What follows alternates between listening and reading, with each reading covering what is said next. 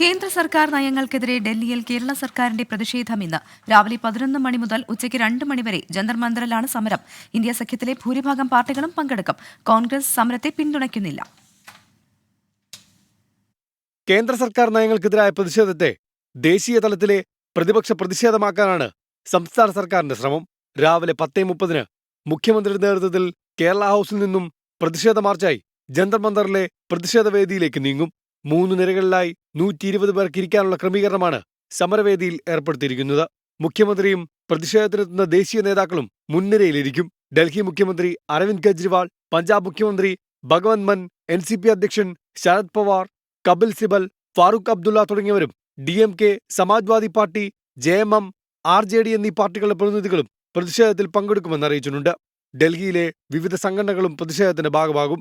India സഖ്യത്തിലെ ഭൂരിഭാഗം പാർട്ടികളും പ്രതിഷേധത്തിൽ പങ്കെടുക്കുമ്പോൾ കോൺഗ്രസ് വിട്ടുനിൽക്കും. 24 ഡൽഹി.